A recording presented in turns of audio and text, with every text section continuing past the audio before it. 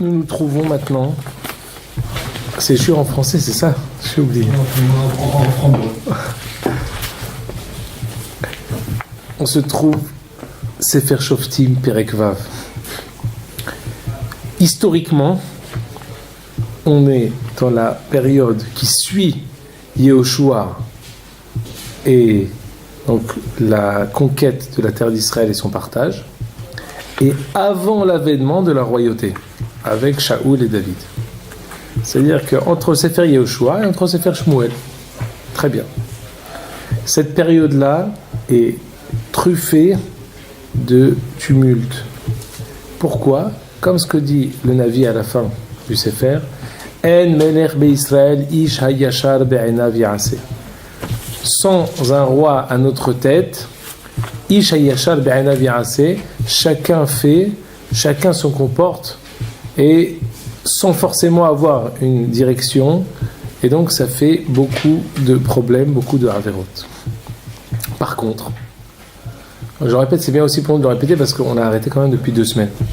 Par contre, ce qui caractérise tout le Sefer Shoftim, c'est que nous sommes en période préparatrice de la Meloucha, de la royauté. Parce qu'on a posé la question du Natziv. Le Natziv de Vologine a posé la question qui crie. Tout le livre, elle crie cette question. Je ne comprends pas. On a une mitzvah. 14 ans après être entré en Eretz Israël, on a la mitzvah immédiate de Som Tassim Alecha Melech. Après avoir conquis la terre d'Israël, la première mitzvah qu'on a, Le'amid Lahem Melech, Le'achrid Zarao Shel Amalek, Livnot Lahem Bet HaBechira. Construire, mettre un roi, détruire Amalek et construire un Bet HaMikdash. Or, ça va nous prendre 400 ans. La période des Shoftim va mettre 380 ans. C'est pas possible. Pourquoi? Pour quelque chose qui aurait dû se faire de manière immédiate, ça va nous mettre 300, 400 ans. C'est beaucoup quand même. C'est énorme. Pourquoi? Dit le Natziv. On a peut-être été rachlanim, peut-être qu'on a été paresseux, on n'a pas été. C'était un het peut-être. Dit le Natziv, c'était pas un het. C'était pas une avera. Pourquoi? Parce que cette période-là était une période préparatrice à la Meloucha. C'était une période préparatrice à la royauté. Comment ça? C'est comme si... Je vais vous donner d'abord ça, je vais vous expliquer ça en plusieurs phases. On pose la question, on dit Ben Shelosh Israël la mitzvot, Ben Shemona Israël la choupa. 13 ans les mitzvot, 18 ans la choupa. Les Mefarshim sur Masechet Avot posent la question, mais en quoi le mariage est-il différent des 613 mitzvot? Les 613 mitzvot, on sait que nous sommes tenus de toutes les mitzvot de manière immédiate. Alors pourquoi le fait de se marier, ça attend 18 ans? Et là, tout le monde comprend et s'insurge et dit, mais même 18 ans, c'est trop tôt. On aurait dû repousser encore un peu. 18 ans, c'est encore trop tôt. Pourquoi? Parce que chacun comprend que pour se marier, il faut une maturité supérieure à la maturité de l'accomplissement des mitzvot et d'être tenu des mitzvot. On peut avoir 13 ans pour être tenu des mitzvot, rendre quelqu'un responsable des 613 mitzvot, mais il n'est pas encore assez responsable pour être à la tête d'une famille. C'est pour ça que même si toutes les mitzvot nous incombent à l'âge de 13 ans, malgré tout on attendra 18 ans pour se marier. C'est la même chose qui se passe avec la Malchut. On est un peuple tout nouveau.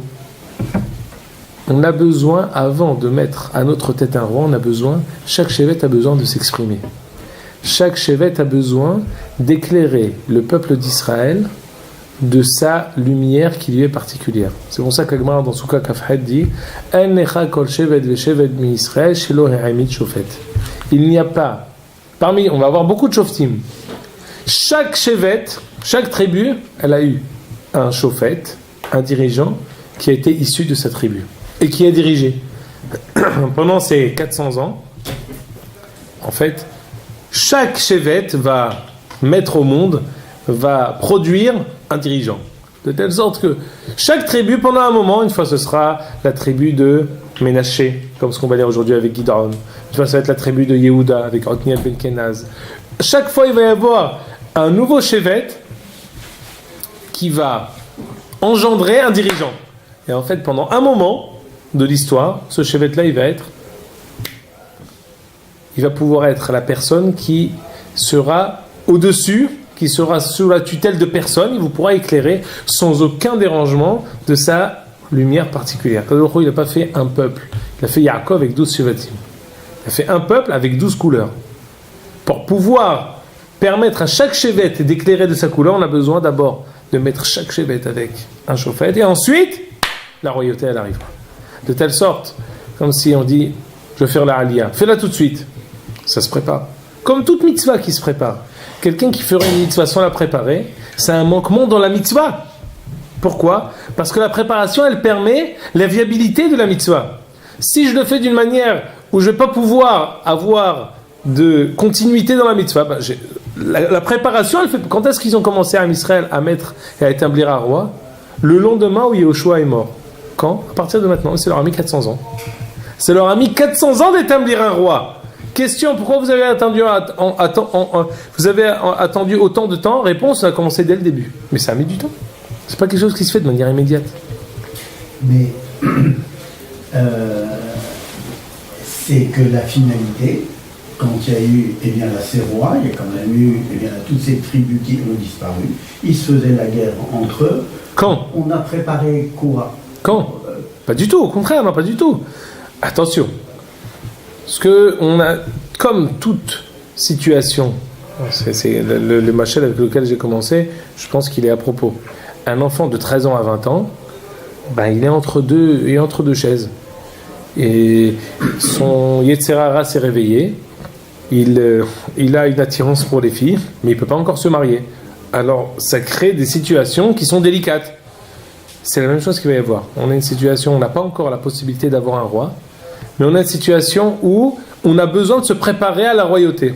Ça va créer toutes les situations délicates dans lesquelles on va être, où on avait dit que au début du Sefer, que le grand défaut de Am Israël pendant cette période, c'est que Am Israël va devenir prati. C'est-à-dire quoi prati ? L'individualisme va émerger. De telle sorte que chacun va penser, chacun pour sa peau. Shalom alayhi nafshi. Et ça va engendrer beaucoup de dysfonctionnements. On va voir, entre autres, ce qu'on va réussir à voir par la suite. Oui. La question de M. Sratif était que la royauté, après David ou Shlomo, ça a quand même été un échec. Ah pardon. Alors, ils ont préparé la royauté, et après Shlomo... c'est une très bonne question, monsieur. Très bonne question, monsieur. 400 ans pour préparer. Très bonne question. 2-3 mois, je vous dis en un mot, parce que c'est pas le sujet. Si on arrive une fois à étudier Sefer Shmuel, on en parlera. C'est ça. Mais en un mot, c'est que... Pardon. En un mot,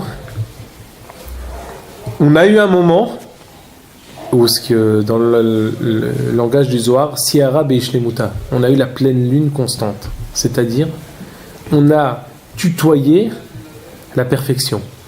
C'est-à-dire qu'en fait, la perfection, pendant un moment de l'histoire, on l'a vécue. C'est quelque chose qu'on a intégré. C'est quelque chose qu'on a pris et qu'on a... C'est-à-dire, question, mais après on est descendu. Réponse, ça suffit que pendant un moment de l'histoire, on a connu cette apothéose. Ensuite, ça fait partie du libre arbitre, ça fait partie des dysfonctionnements dysfonctionnements normaux, et on va dire que comme pour chaque chose, on n'a aucune assurance que tout ira de la meilleure manière dans le meilleur des mondes. Mais on a eu des hauts et des bas. Mais le fait d'être arrivé une fois, à un moment, à cette apothéose, ça nous suffit. Ça nous dit et ça nous indique qu'on reviendra là-bas.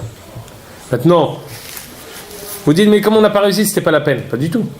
On n'a pas réussi, c'est une raison pour nous de recommencer pour réussir de nouveau. Mais ça, c'est l'enjeu de tout le Sefer Shmuel et Sefer Melachim. Donc, on remet ça, si jamais on arrivera à étudier ça.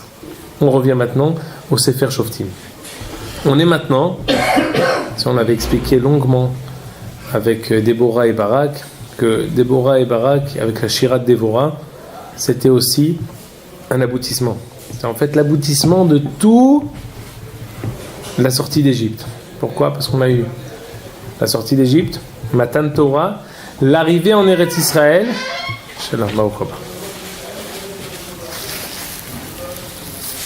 L'arrivée en Eretz Israël, elle se... comment dire, elle s'est concrétisée et elle s'est finalisée avec quoi? Avec Shirat Devorah, avec la chanson de Déborah et Barak, avec tout ce qu'on avait étudié, les parallèles avec Kriyat Yamsouf, avec Matan Torah, avec tout ce qu'on avait expliqué avec Yael qui avait tué Sisra et tout ce qu'on avait étudié la semaine dernière. Aujourd'hui, on arrive avec un nouveau chauffette, un nouvel oppresseur. Et on va lire un peu, j'espère qu'on va pouvoir lire pas mal pour pouvoir arriver à traiter un tant soit peu ce chauffette. Regardez dans la page 1. Alors permettez-moi de lire, je vais lire vite pour pouvoir entrer vite dans le vif du sujet. Donc dans cette page 1, j'ai photocopié 4 pages. Donc en haut de chaque page, j'ai marqué Aleph, Bet, Gimel, Dalet, c'est pour pouvoir se retrouver. Je lis ici dans page 1, dans le pan Aleph, c'est le Perek Vav.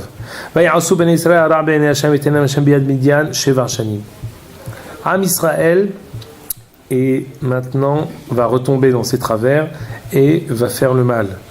Akadosh Baruch Hu va l'oppresser et va les mettre sous le joug de Midian, Beyad Midian Shevar Shanim.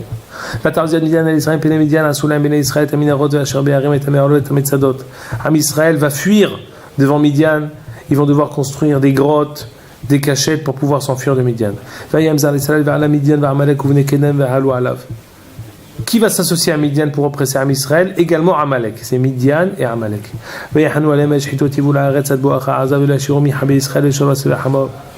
Midian va piller tous les champs de Am Israël.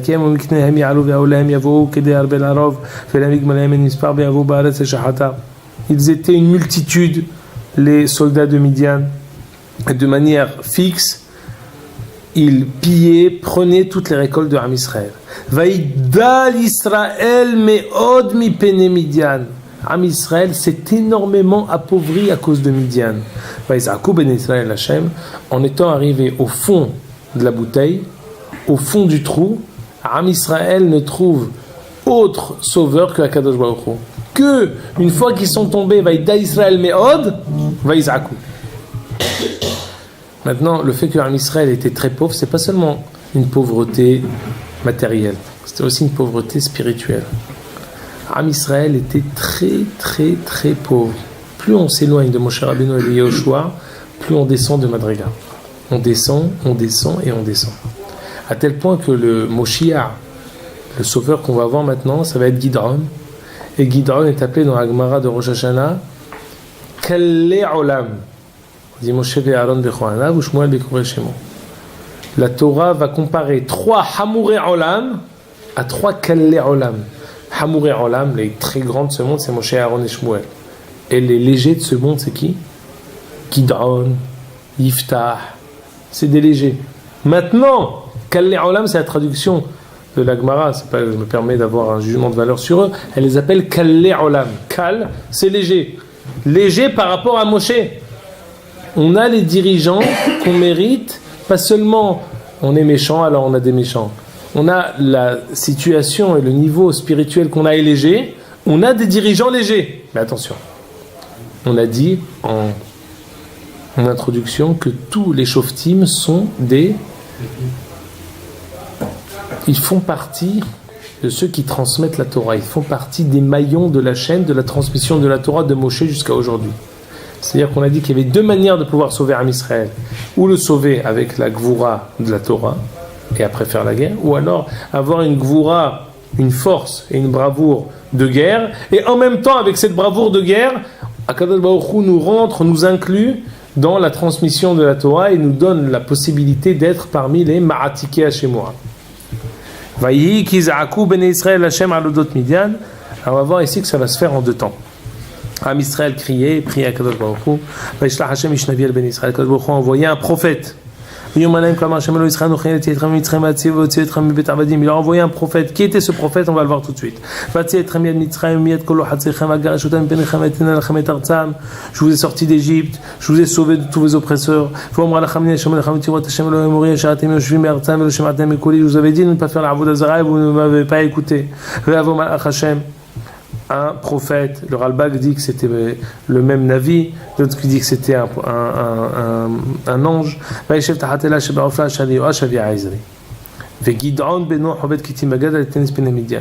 Un malach est venu visiter Yoash et Gid'on son fils, alors que Gid'on se fatiguait à cacher les récoltes pour ne pas qu'ils soient confisqués par Midian. Le malach s'adresse à Gid'on et lui dit: Akadosh Baruch Hu est avec toi, Gibor et Haïl, toi vaillant.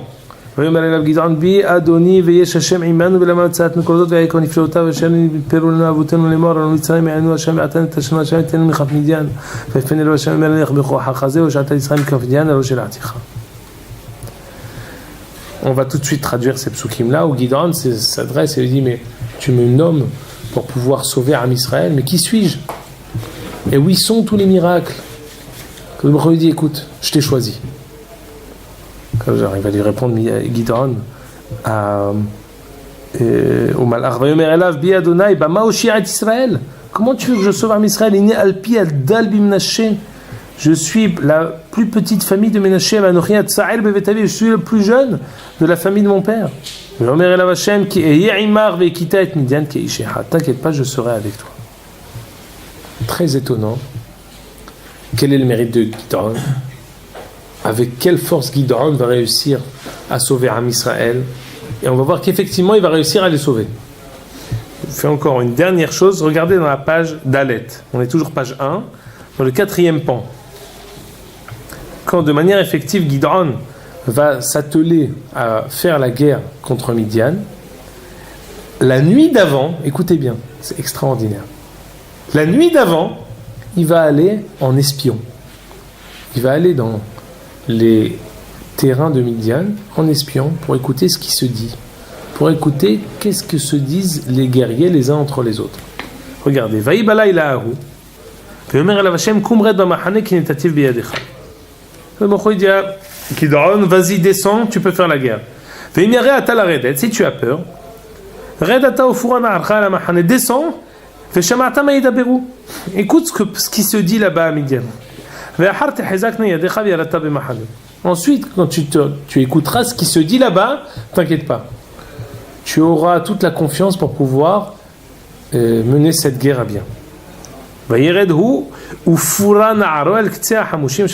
descend lui et son na'ar Foura.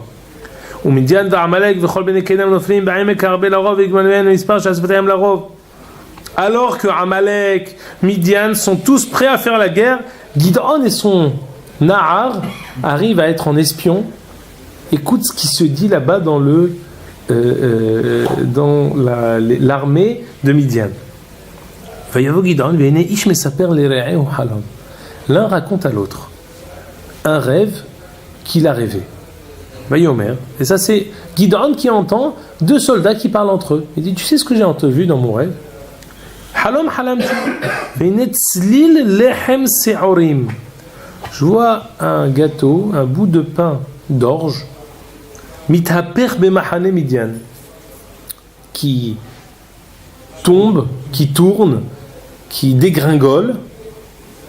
Vayavo ad Aoel, il est arrivé jusqu'à une tente. Vayakeu, vayapol, vayafro les marla venafal Aoel. Et ce gâteau-là, il a dégringolé, il a fait tomber la tente qui était dans le campement des Midianim. Vaya'an re'ahu vayomer. L'autre répond, donc celui à qui on raconte le rêve: En zot biltim halev Gid'on ben Yoash ish Israël natana Elohim be'ado et Midian ve'et kol ha'machane. Ce n'est autre que Gid'on, son épée, qui vont réussir à abattre tout le campement des Midianim par le fil de l'épée. Voilà. Je vous ai fait Bekitsour, parce qu'il y a au milieu encore d'autres choses que peut-être qu'on reprendra la semaine prochaine. Et voilà le récap. Voilà ici l'histoire. Je vous ai donné le fond, l'intrigue de ce qui se passe avec Midian et Gid'on. Et la grande question qui se pose, c'est: comment Gid'on il a réussi à émerger de la mêlée? Qui il est? À quel titre? Comment il va réussir? C'est quoi ce rêve du gâteau d'orge? Qu'est-ce que ça veut dire aussi tzlil? Tzlil, ça nous rappelle le mot tzaloul. Tzlil, c'est quelque chose qui est transparent. Alors, pour confirmer ce que je vous avais dit, Je peux rajouter une autre question. C'est, je parlais tout à l'heure de la situation spirituelle qui était extrêmement basse chez le peuple juif à ce moment-là. J'aurais attendu d'Hachem qui choisisse un chauffette qui ramène un niveau spirituel. Il cherche un Gibor Milchama. Il cherche un dirigeant militaire. Là, viens, on y va. Je vais juste aller dans ton sens. Regardez, prenez la page 7, la dernière page. Vous avez 4 feuilles ou 3 feuilles. La dernière. Regardez, là où j'ai souligné. C'est un midrash rabbin dans Parashat Emor. Vayavo Gid'on. Veine ish mesaper l'reu halom veyomer ine halam ti halom veine tzlil lechem seorim. Donc il lui raconte, c'est le passage qu'on a vu sur l'un qui raconte à l'autre son rêve. Il a vu un gâteau de seorim, d'orge, qui était en train de dégringoler. Ma'ut tzlil lechem seorim, demande le midrash. Rabbanan amre al shetzalal alehem oto ador minat tzadikim. Cette génération était vide d'aucun tzaddik. Salal lahem oto ador minat tzadikim, ils étaient d'une pauvreté énorme, spirituelle et matérielle. Ils n'avaient aucun tzadikim. Tzli, c'est milachon tsaloul, ils étaient transparents. Ils n'avaient pas de tête de série. Il y avait quand même un avis. Alors on va voir déjà qui c'est ce Navi. J'ai une trace, hein, encore là. Ah, alors on va y venir. Non, t'inquiète pas. Il en faut plus. Adraba, Umiten. T'es le joker de tout le faire, je me suis plié. Umiten, Kol Am, Hashem, Nevi'im. Alvaï que vous disiez tout ce que je dis avant que je le dise. Adraba. On vient pour étudier ensemble. Alors d'abord, on va voir ce que je vous ai dit, que la génération, elle est transparente. Il n'y a personne, il n'y a pas de tzadikim. Alors avec quel mérite on va être sauvé? Pourquoi Kadosh Baruch Hu, il nous sauve? J'ai dit aussi que Gid'on, il était léger. Regardez page 2. La Gemara dans Rochain Daf Kafhe Amoud Bet. Les pages, elles sont recto verso. Alors, parfois, il faut retourner la page. Moshe ve'Aaron bechoanav u'Shmuel bekol hashemo. Shaka lakatuv shlosha kale olam ki shlosha hamure olam. Le passouk a comparé 3 géants avec 3 personnes légères. Lomar lecha Yeruba'al bedoro. Yeruba'al, c'est Gid'on. Ke Moshe bedoro. On a comparé Gid'on à Moshe. Mais comment on l'appelle Gid'on? Kale olam. Il est léger. Tov. Alors on va revenir sur plusieurs choses. Qui était ce Navi qu'on a envoyé au début? Regardez page 3. Rashi nous dit Ish Navi, Zehan Navi, c'est en haut de la page à droite. Zehan Navi ou Pinhas? Pourquoi Pinhas? C'est qui est fort qui me dit pourquoi Pinhas? Je ne comprends pas. Mimay Nafshach. Si Pinhas il est là, pourquoi il n'a pas le monopole du pouvoir? Attends, c'est Mashiach Meyouhad. D'ici on voit qu'un prophète n'a le droit de prendre la parole que si on lui a donné.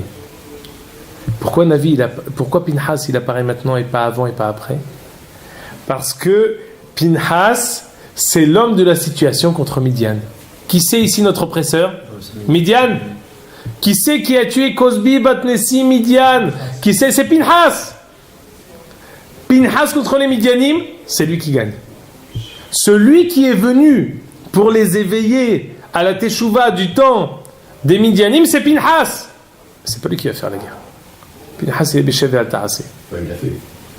Il a déjà fait. Une guerre proche. Mais c'est quand même bizarre. C'est comme si tu as le Gdol Ador et lui il est en retrait et c'est les autres qui dirigent. C'est étonnant. Je veux dire, c'est que l'idée qu'on a de Pinhas par rapport à c'est un vieux, c'est vrai, c'est un de guerre, c'est un sanguin, c'est pas un navire, c'est pas ça comme ça qu'on l'imagine.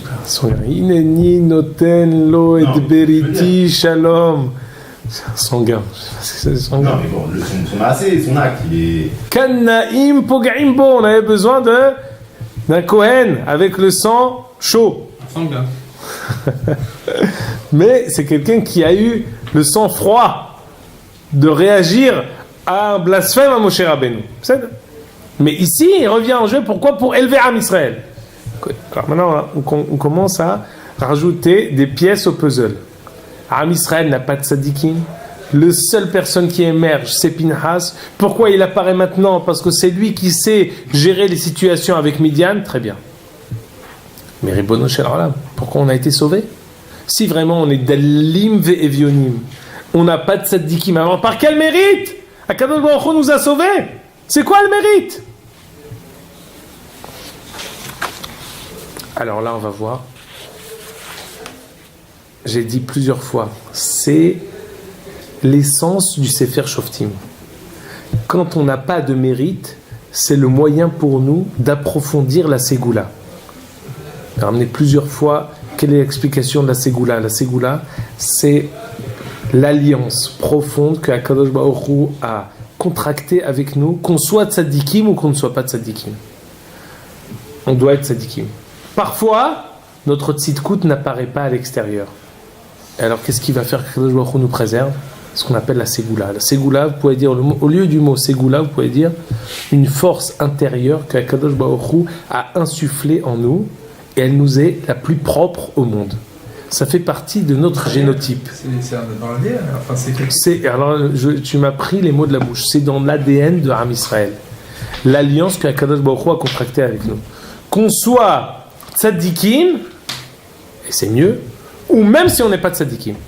Et c'est ça ce que Gid'on va réussir à faire émerger, on va le lire maintenant. Regardez le Rachid en face, page 3. Comme ça, on a été élus comme ça. C'est-à-dire qu'ils nous avaient prédisposés déjà. Et Akadosh Baruch Hu a fait aussi un klal, il a fait un mode d'emploi. La Ségoula peut apparaître de manière extérieure si on est méticuleux et observant de la Torah et des mitzvot. Sinon, la Ségoula, elle reste quelque chose d'intérieur. Elle reste quelque chose, un potentiel. Mais ce potentiel, il est immuable. Ce potentiel, il est, dans les passages de Jérémie, elle le compare au Imyamo Dushamaim Vaaretz. De même que le ciel et la terre sont immuables, ainsi Am Israël et leur force immuable qui est insufflée en eux, elle est fixe, indélébile, constante. Et parfois, pour pouvoir engendrer la Géoula, on a besoin d'éveiller cette force-là. Regardez ici dans les rachis, c'est des rachis extraordinaires, toujours dans la même page, des pages d'en face. Il y a eu un massa au matin entre Gid'on et le Malach. Qu'est-ce qu'ils se sont dit l'un l'autre? Qu'est-ce que le Malach a répondu à Gid'on et qu'est-ce que Gid'on a répondu au Malach? Regardez ici. On va relire. Regardez en haut, donc on est toujours dans la page qu'on a entre nos mains. Regardez la troisième. D'abord, on va lire. Qu'est-ce qu'il faisait Gid'on? Gid'on, il piétinait et il cachait les récoltes. Gid'on, c'était un tzaddik qui était makpid de Ilchot Kibud Afaim. Qu'est-ce qu'il faisait? Regardez le Rashi que j'ai souligné. Fait Gid'on Beno, à la deuxième ligne. Aviv Menaché. Fait Gid'on Beno. Aviv Aya Hovtan Veu Kovran. Amar lo Abba, Zakenata. Papa, toi tu es âgé. Im yavo au Midianim lo tuchal lanus. Si les Midianim viennent, tu n'arriveras pas à t'enfuir. Lechata va'ani habet. Il lui a dit, écoute papa, je prends sur moi, je travaille, je préfère que tu fasses peut-être un travail plus dur, mais que tu sois dans l'arrière-boutique pour que tu puisses t'enfuir facilement. Et moi je fasse un travail plus facile, mais si jamais quelqu'un se fait prendre, c'est moi qui me fais prendre. Ça c'est la Hanava de Gid'on. Ce mérite du Kibud Avaim, elle va lui donner cette Ma'ala qui va lui donner le titre du Moshi'an chez l'Israël, celui qui va être le chauffette de la génération. On continue. Qu'est-ce qu'il lui dit? Alors, regardez dans Pasuk Yud Bet, regardez en haut. Le malach s'adresse à lui et lui dit, vaillant guerrier, Akadosh Baruch Hu est avec toi. Vayomer elav Gid'on, bi Adoni. Gid'on, il lui répond, il dit, Veyesh Hashem imanu, Akadosh Baruch Hu est-il parmi nous? Lama mitzadnu kol zot. Pourquoi il nous arrive tout ce qui nous arrive? Ayekon iflota v'sharsi pour nous. Où sont tous les miracles et les prodiges que nos aïeuls nous ont racontés? Allons Mitzrayim et Alanu Hashem. Quand on est sorti d'Égypte, il y avait des miracles. Ve'atan et Tashanu Hashem. Que le Baruch Hu nous a abandonnés. Regardez ce que dit Rashi. Veyesh Hashem imanu. C'est la deuxième ligne des lignes larges. Ve'im yesh Hashem imanu lama metzaadnu asher sipiru lanu avotenu Pesach haya. Lorsque le malach s'est adressé à Gid'on, c'était le soir de Pesach. Amarlo, il dit Gidron ou Al-Akh, Emesh, papa, hier, Ikrani Abba et Hallel. Papa, il m'a lu le Hallel. Veshema'ativ Shaya Omer, il chantait à gorge déployée. Betzet Israël mi Mitzrayim. Une seconde. Betzet Israël mi Mitzrayim. On chantait hier Betzet Israël mi Mitzrayim à gorge déployée. Ve'atan et Tashanu. Maintenant que Baruch nous a abandonnés. Alors il dit, Gidron comme ça. Im tzadikim ayu a voté, nous, si nos pères étaient des tzadikim, ya'aseh b'zchuta, qui nous délivrent maintenant par leur mérite. Ve'im resha'im ayu. Et si nos pères qui sont sortis d'Égypte étaient des resha'im, keshem she'asa lahem nifleotav hinam, de même que Baruch Hu les a sauvés gratuitement, ken ya'aseh lanu, ainsi il doit le faire pour nous. Regardez le passouk qui suit. Vayifen elav Hashem, Baruch Hu l'a regardé, Baruch Hu l'a scruté. Vayifen elav, on a vu, d'abord il y a un avis. Après il y a eu le malach, et maintenant c'est Akadosh Baruch Hu bichvodo v'atzmo.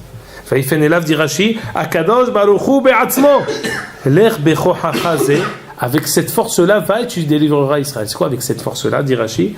Lech bechochacha ze, bekoach hazchut ze, shelimatta sanegoria al banai.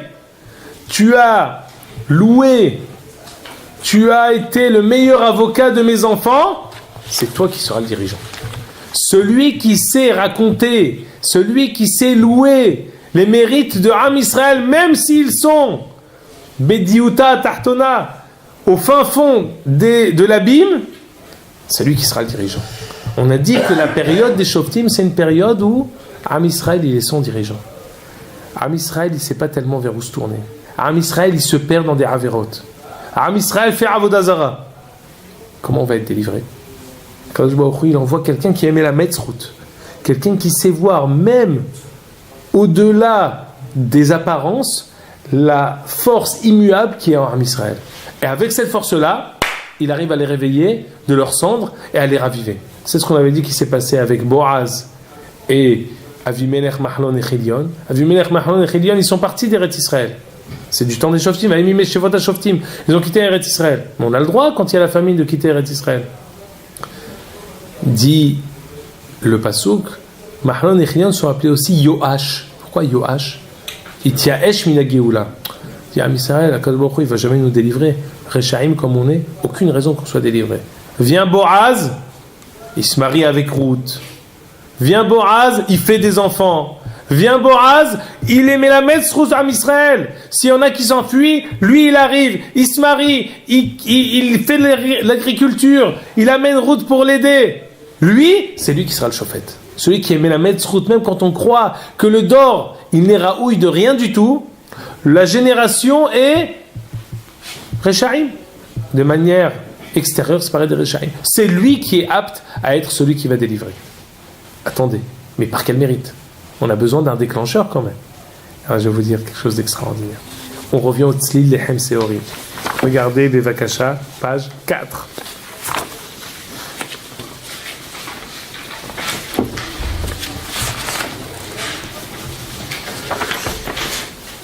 Regardez page 4, Tzlil Lechem Seorim, en bas du côté gauche, Lechem Seorim, Uzchut Ha'omer Hakarev Bepesach. On a dit qu'on était quand? On était là, le jour de Pessah. Quand est-ce qu'on fait Korban HaOmer? Le 16 Nissan, le lendemain de Pessah. Le 15 Nissan, c'est le soir du Seder. Le 16 Nissan, on commence à compter Sefirat HaOmer. Connu, archi connu, on ne fait pas le Sefirat HaOmer le soir du Seder. Que en Chutz La'aretz, on le fait le deuxième soir. Mais sinon, en Eretz Israël, on fait qu'un Seder. On termine Yom Tov Rishon et on fait Korban HaOmer. Usfartem lachem imahorat HaShabbat. Alors c'est quoi le Korban HaOmer? Pourquoi on arrive au Korban HaOmer? Ma'akesher. En quoi le Korban HaOmer va nous délivrer? Regardez, reprenez page 7. Le midrash que je vous avais dit, c'est quoi? Tzlil Lechem Seorim. On a dit, c'est quoi le Tzlil Lechem Seorim? Il dit, si vraiment ils étaient transparents, qu'ils n'avaient pas de tzadikim, alors par quel mérite on a été sauvés? Dit le Midrash, Bizchut lechem seorim ve'ezo zo mitzvat ha'omer. Le Korban HaOmer, c'est lui qui va nous sauver. Mais quel rapport? Pourquoi le Korban HaOmer? Quelle est la particularité du Korban HaOmer? Regardez un Hiddush Meyuhad du Rav Hida alav Shalom, page 5.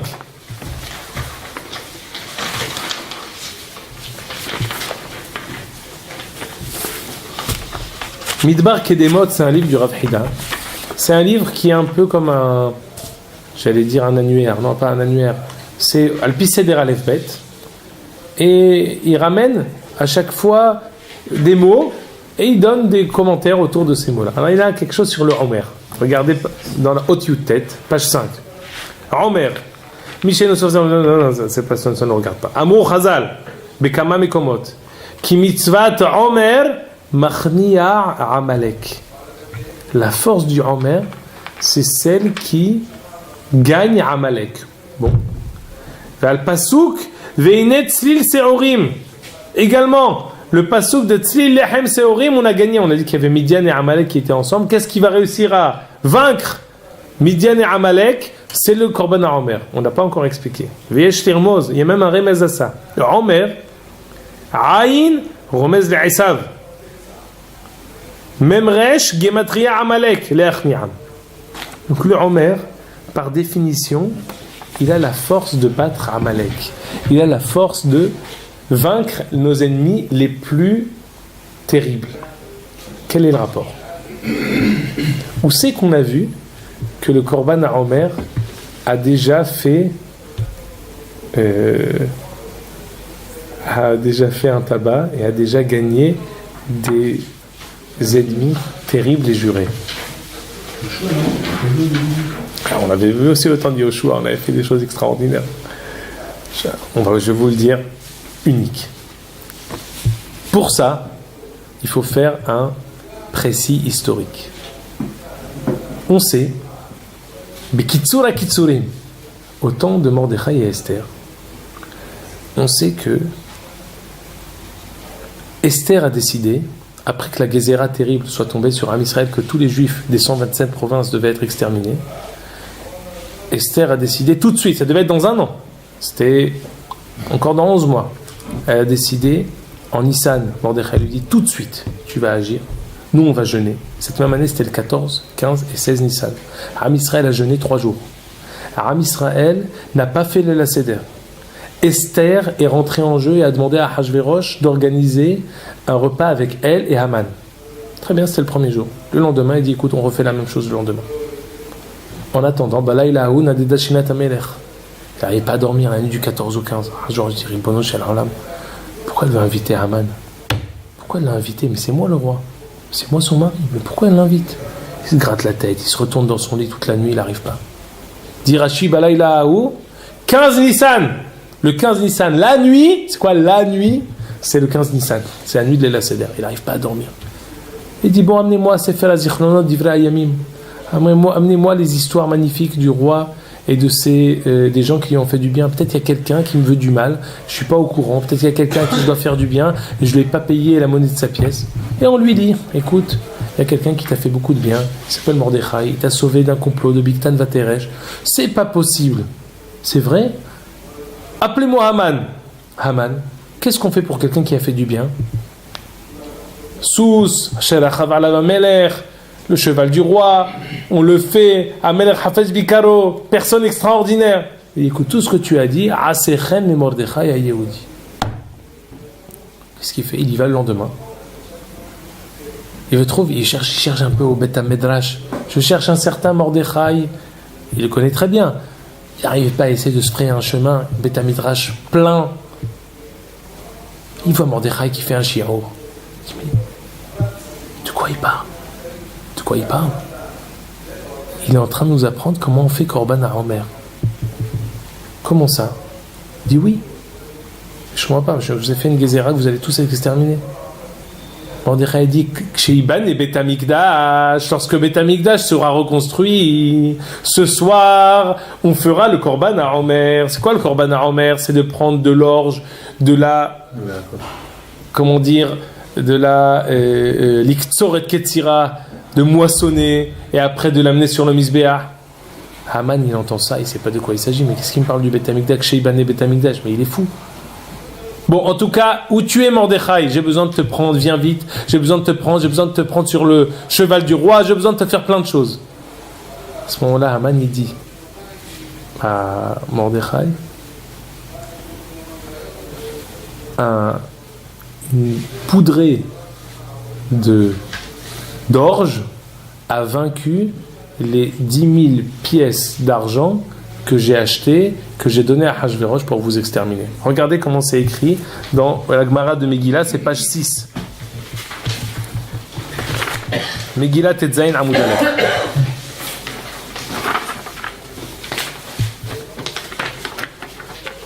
Alors j'ai sauté, je vous ai dit ça à l'oral. Amar Léou Bamay Asiktu, là où j'ai souligné. Aman il demande mais de quoi il parle. Amroulé, il lui dit tu sais qu'est-ce qu'il fait Mordechai? Bisman chez Bet Hamikdash Kayam, quand le Bet Hamikdash sera construit, man de menadev minham, maïtem alikum tse des soldats au mitkaperle. Amar Léou ata malikum tsakim haditru, un bout de farine, une poignée de farine, vedahe asara kikare kaspa didi. Il était en train de leur apprendre ilchot kmitza. C'est quoi ilchot kmitza? Comment on faisait quand on met quelque chose sur le misbéach? On prend une partie de pâte, on enlève avec ce doigt-là, on enlève avec ça ce qui reste. Ce qui reste dans les 3 doigts, on le met sur le misbéach. Et Mordechai, il enseignait à Am Israël ilchot kmitza au Bet Midrash. Le mérite du Korban Haomer a vaincu Amalek. Et maintenant, on va essayer d'expliquer pourquoi. Quelle est l'antithèse la plus profonde de Am Israël? Amalek. Il y a Reshit Tevuato. Am Israël, c'est Reshit Tevuato. C'est la prémisse des nations. Et il y a Reshit Goïm Amalek. Ze keneged ze asa Elokim.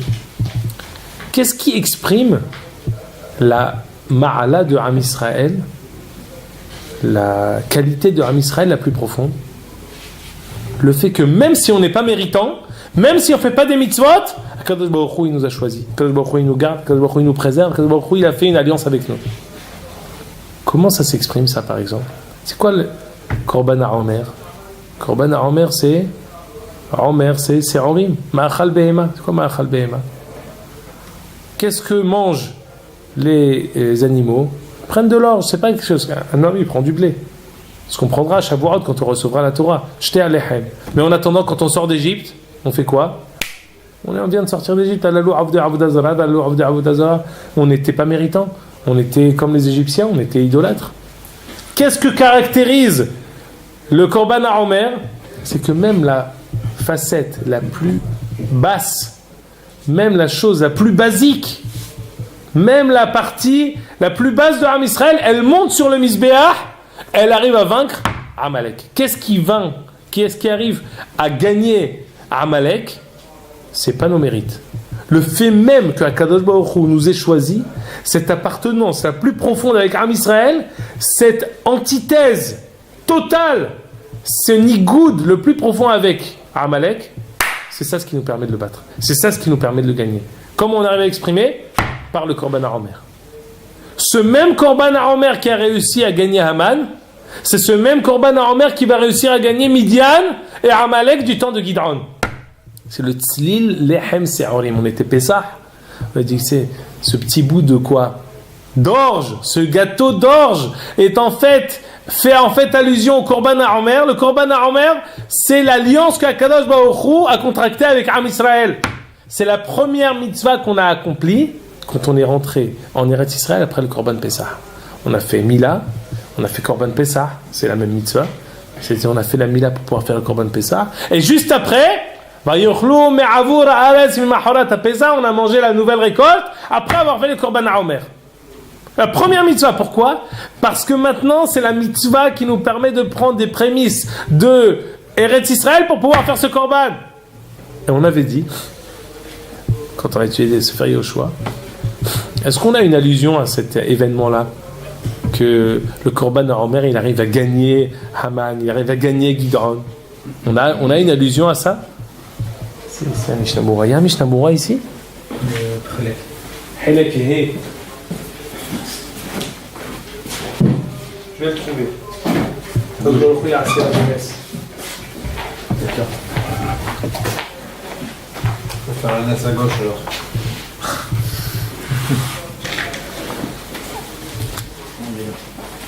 Tu vois? Ça bouge toute la journée. Je vais aller chercher peut-être chez nos camarades.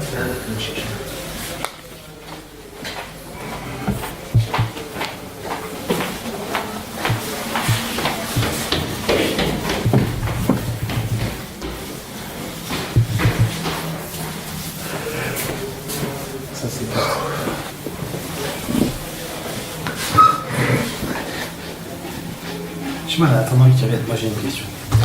Comment Rachid peut dire?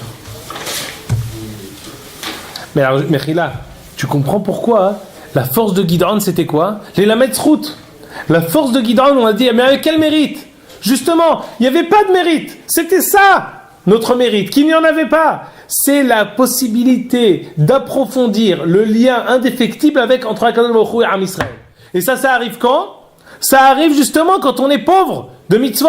Quand va Idal Israël Meod, quand on est Tsaloul Minat Tzadikim, quand on est transparent, on n'a pas de Tzadikim. Même Pinhas n'a la force de quoi que ce soit, il peut réussir à nous réveiller, il nous fait une sorte de Ahya'a, il essaie de nous faire une réanimation, mais on n'arrive pas à faire quoi que ce soit. Mais Gid'on, de là où il est, il arrive à faire du Limud Zchut, c'est ce qu'il avait fait aussi Otniel Ben Kenaz, c'est ce qu'il avait fait aussi Boaz. Tout cela le font, et par là on arrive à éveiller cette ségoula, et ça arrive à réveiller ensuite. C'est quelque chose qui est générateur de mitzvot et de ma'asim tovim, on arrive à le faire. Non, mais j'ai pas de problème avec ça, ça c'est le leitmotiv de tous ces faire shoftim. C'est fait mieux. Fait d'Argamo. Là où j'ai un problème, c'est peut-être beaucoup plus technique. Ken. Comment Rachid peut dire que Gid'on, il dit hier on a lu le Hallel, on a lu Bethsat Yisraël et Misraëm alors que c'était. Il y a un problème. Ah, très gentil. Oui, je sais que c'est petit, mais je. Non. Très bonne remarque. Je sais que c'est la question que tu poses, c'est la question de la Gemara dans Psahim. Ah, Elle dit, c'est comment on fait le Hallel? Comment on fait le Hallel en disant Bethsat Yisraël et Mitzrayim alors que ça a été dit qu'après? Et la Gemara, elle dit qu'il y a des prakim qui ont été déjà prononcés par Moshe, qui ont déjà été prononcés par Yehoshua, et qui ont été ensuite repris par David Amelech. C'est-à-dire que l'inspiration divine que David Amelech a eue, ça a été de reprendre ce que Yaakov Avinu a dit, ce que Moshe et Aaron ont dit, ce que Moshe et Yehoshua ont dit. Et on voit parfois, c'est l'explication aussi pourquoi on voit parfois des psukim dans Yirmiya, Ishaïa, qui sont les mêmes, mais avec des petites différences. C'est quoi? C'est l'inspiration divine qui les inspire, mais qui donne la particularité, chaque navi selon son signon.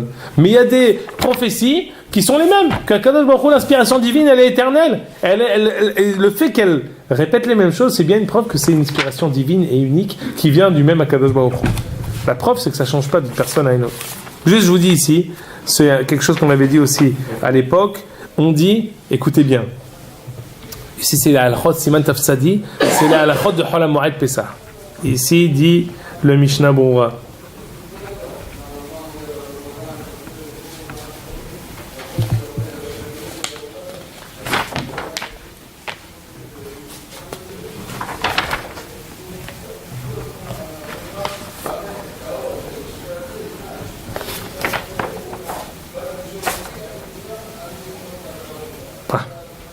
כתבו הספרים טוב לעשות ביום שני של פסח בסעודה איזה דבר לזכר סעודת אסתר שביום ההוא נתלה המן. Le deuxième jour de Pessah, ce que ça correspond au premier jour de Hol HaMoed en Eretz Israël, on a l'habitude de faire un METS particulier en souvenir du michté que Esther a fait avec Ahashverosh. Et ça correspond à quoi? Ça correspond au jour où Haman a été pendu. C'était quel jour? C'est le premier jour. C'est le jour du Korban Omer, le deuxième jour de Pessah. Pourquoi? Parce que le mérite du Omer, il a réussi à gagner Haman. On avait dit que le Shla Kadosh disait que dans Yehoshua on dit Vaishbot Haman mimahorat Pessah. La manne s'est arrêtée le lendemain où on a commencé à moissonner. Le Shla il dit non. Il faut dire pas Vaishbot Haman, la manne s'est arrêtée. Vaishbot Haman. Haman Arasha, Shavat, il s'est arrêté quand? Le lendemain de Pessah. C'est quand le lendemain de Pessah, le 7 Nissan. Le mérite du Korban Omer, il arrive à gagner surtout Amalek. Pourquoi surtout Amalek? Parce que c'est celui qui est notre antithèse la plus totale. Il y en a qui s'opposent à nous, qui sont notre opposition, mais pas profondément. Pas l'inverse diamétralement opposé. Pour pouvoir se mesurer à notre inverse, on a besoin de la chose qui nous caractérise de la manière la plus profonde. C'est quoi? C'est la ségoula. Par quoi elle est exprimée? Par le Korban Omer. C'est pour ça que le Korban Omer, ça a été ici. Il y a aussi un autre mashal ici qu'on n'a pas lu. Mais Tzli Lechem Seorim, le halom, c'est quoi? c'est le Korban HaOmer qui dégringole, c'est lui qui va battre les Midianim. Bah oui, parce que c'est son mérite qui va battre les Midianim. Et pour ça qu'on dit que c'était Pessah, parce que Pessah c'est le moment pour nous de rappeler ce que Akadosh Baruch Hu a insufflé en nous. C'est quoi ce qu'il a insufflé en nous? C'est notre génotype. Dans notre ADN, on a qu'on est Am, Ségoula, Mikol, Amim. Et il est de notre ressort de faire apparaître cette Ségoula. Il ne faut pas se perdre. Il ne faut pas essayer, comme on est Am, Ségoula, alors c'est bon. Pétoré, Mikol, Mitzvot. Grave erreur. Pas seulement une erreur. C'est une hérésie de dire une chose pareille. Toute la Torah, elle nous dit de faire les mitzvot. Mais on doit être conscient qu'on a un lien indéfectible avec Akadosh Baruch Hu qui fait que Afalpi Shehata Israël, même si on fait des avérotes, on est Israël. Et ça, c'est ce qui nous permet de pouvoir revivre et s'enflammer de nos cendres. Pourquoi? Parce qu'on a un lien indéfectible. Ce route, on a un fil qu'on ne peut jamais couper. Et c'est surtout pendant la Tkoufa des Shoftim, pendant toute cette période des Shoftim, qu'on va utiliser cette facette. Pourquoi? Parce qu'on n'est ni avec Yehoshua à notre tête, ni avec Shaoul et David à notre tête. On est entre deux chaises. On est entre deux chaises, alors on a beaucoup d'effets secondaires de cette situation qui a été voulue. On prépare la royauté, mais ça a un prix. Et ça nous amène à des épreuves pas faciles, mais au contraire, ça nous permet d'approfondir notre lien avec Akadosh Baruch Hu, ce lien indéfectible. Ad Kan.